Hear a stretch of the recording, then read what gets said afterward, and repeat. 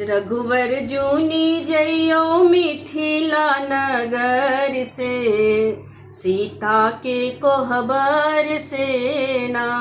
रघुवर जूनी जइयो मिथिला नगर से, सीता के कोहबर सेना।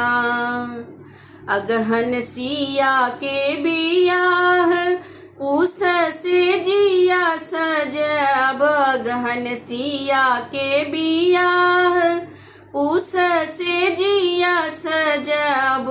माघ सिर क भरायब रघुवर के, सीता के कोहबर सेना।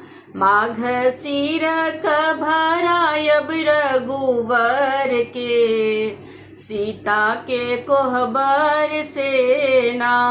रघुवर जूनी जइयो मिथिला नगर से, सीता के कोहबर सेना। फागुन फगुआ खेलब, चैत माला गाथिलब। फागुन फगुआ खेलब, चैत माला गाथिलब। बैसाख बेनिया डोलायब रघुवर के, सीता के कोहबर सेना। बैसाख बेनिया डोलायब रघुवर के, सीता के कोहबर सेना। रघुवर जूनी जइयो मिथिला नगर से, सीता के कोहबर सेना। जेठ तप दिन रात, अखाढ़ बरसै दिन रात। जेठ तप दिन रात, अखाढ़ बरसै दिन रात। सावन झूला झूलायब रघुवर के, सीता के कोहबर सेना। सावन झूला झूलायब रघुवर के, सीता के कोहबर सेना।